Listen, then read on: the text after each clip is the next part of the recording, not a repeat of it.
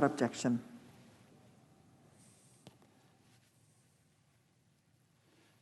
Madam President, last week when the Senate was in recess, Justice Stephen Breyer announced he will soon retire from the United States Supreme Court.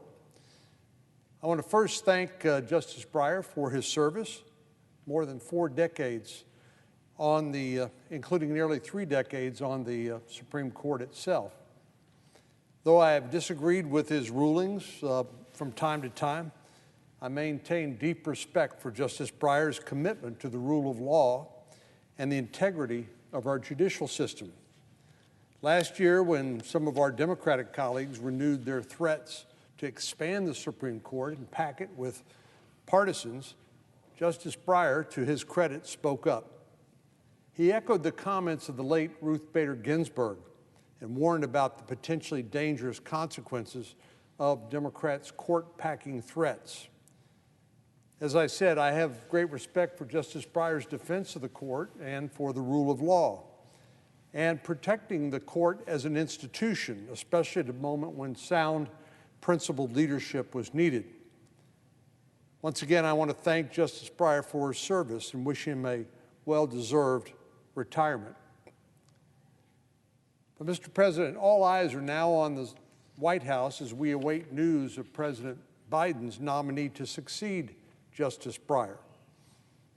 Though this is the president's first opportunity to nominate a Supreme Court justice, he's standing at a very familiar fork in the road, outlining 2 separate and distinct paths. One of those paths involves convention and virtuous leadership.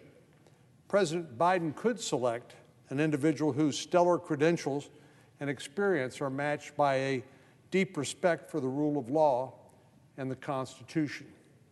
He could nominate someone who agrees that Supreme Court justices are meant to act as umpires, not as players in the game.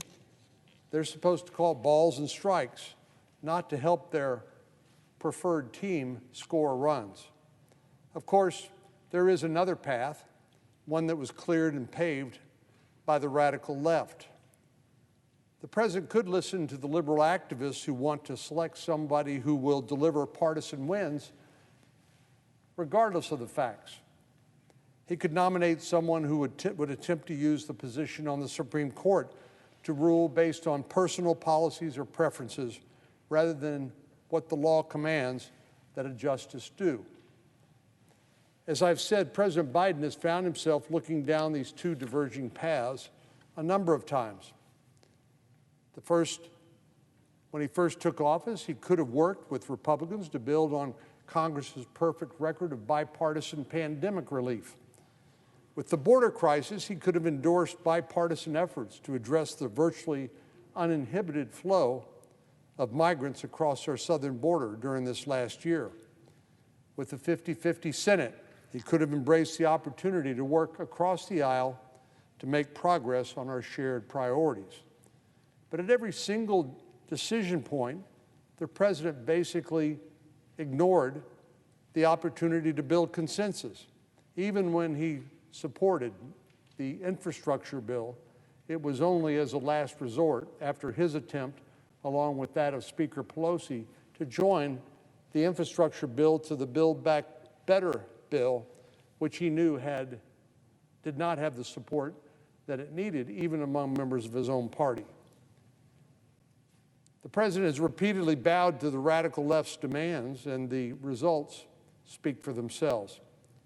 Last spring, the American people were stuck with a nearly $2 trillion bill for unnecessary partisan spending. Illegal border crossings remain at historic highs, with more than 2 million apprehensions since January last year when he took office. Many of our Democratic colleagues abandoned their long-standing support for the filibuster or the bipartisan consensus-building requirement of our cloture rules and tried to blow up the foundation of the Senate in order to clear a path for even more partisan legislation. And now we find ourselves 1 year into a Democratic-controlled government with a short list of legislative accomplishments. Time and time again, President Biden has abandoned bipartisanship and tradition in order to appease the progressive base in his political party. And the American people are the ones who have suffered the consequences. Once again, I would hope he would remember his inspiring words at his inauguration on January the 20th, just about a year ago, where he called for a healing of the divisions in our country and working together in a shared desire to improve the quality of life for Americans and to make their place in the world one of leadership and peace. The left has already begun its campaign to replace Justice Breyer with a judicial activist. In fact, the very fact that Justice Breyer decided to retire is an indication that the radical left is successful in browbeating a sitting Supreme Court justice into retiring rather than finishing his term of office. But clearly, these folks on the left don't want him to be succeeded by another principled jurist who evaluates cases based on the law and the facts. They want a partisan who will deliver sure political wins. Our nation does not need a radical ideologue serving on the highest court in the land. We all know that the Supreme Court is a third and co-equal branch of government. We also know that the role of a judge is far different from that of a legislator. Legislators are elected in order to represent their constituents and make public policy proposals that hopefully will become law, which will improve their lot in life and their future. A Supreme Court, or any judge for that matter, is not supposed to start with a desired result and work backward from there. The Supreme Court is not a substitute for working together to pass legislation in the executive branch with the sign-off, the legislative branch with the sign-off by the executive branch. The Supreme Court, or any court, is not a fail-safe that can be utilized to deliver particular results that can't be secured through the legislative process. Judges should not be legislators in black robes. They shouldn't advocate for any particular policy outcome or promote a specific agenda. Our democracy and the rule of law depends on justices embracing not personal politics, not personal beliefs, and not a preference for a particular result in a case. The key to our constitutional republic is a judge that calls balls and strikes, who decides each case based on the facts and the law. It's important because every time a judge acts as an activist and takes away an issue that should be decided by the political branches, he shrinks the capacity of the American people to make their own choices at the ballot box when they elect members of the legislature and executive branch. In fact, that's the reason why our Constitution gives judges lifetime tenure, so they will be insulated from politics, not so they can use that tenure in order to impose their political preferences without retribution by the voters. Conversely, those of us in Congress are precisely elected in political elections for policy purposes. And the fact is, we either listen to our constituents and are guided by their desires, or they hold the power to replace us and retire us at the ballot box. That's why our founders gave courts jurisdiction to apply and interpret the law, not to make the law up as they go along. We need dedicated public servants who follow the statutes passed by Congress and signed by the President into law, and the Constitution representing the fundamental law of the land. And we need judges to make decisions based on what that law says, not, again, on what their preferred outcome may be.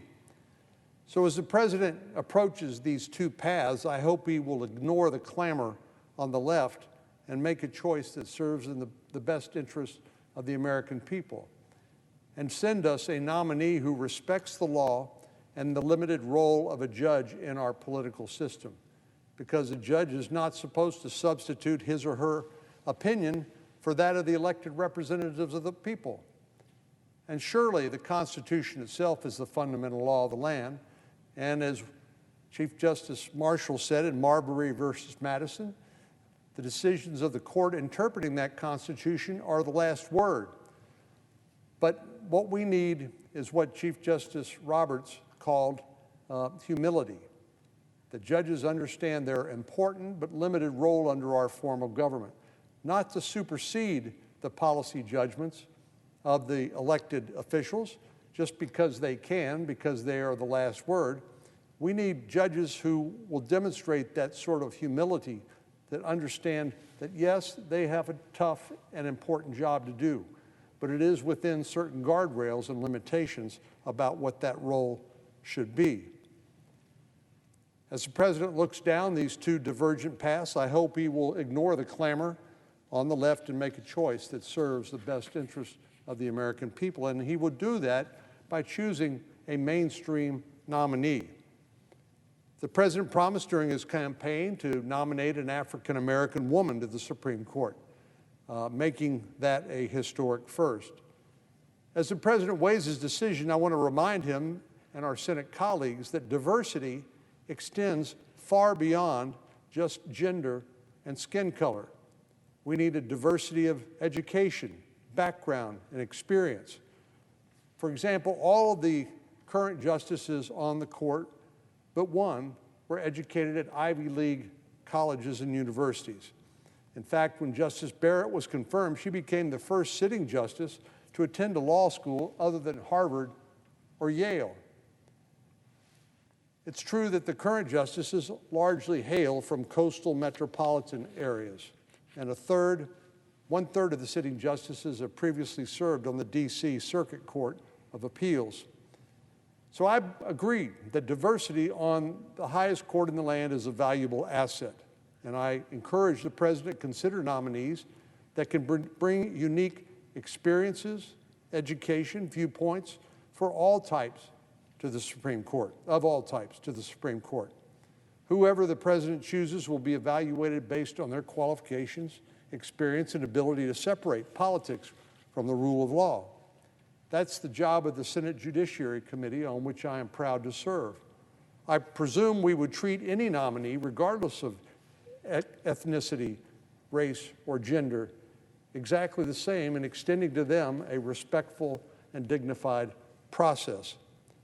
Certainly no nominee is going to get points, so to speak, toward their confirmation vote because they are of a particular race, ethnicity, or gender. Each nominee will be thoroughly vetted and questioned, just as prior nominees have been. But unlike some of the mudslinging that we saw during the confirmation of Justice Kavanaugh, I expect this process to be fair and dignified. We must be careful, thorough, and comprehensive because, Madam President, the American people and the institution of the Supreme Court deserve nothing less. Madam President, I yield the floor, and I would note the absence of a quorum. The clerk will call the roll. Ms. Ball.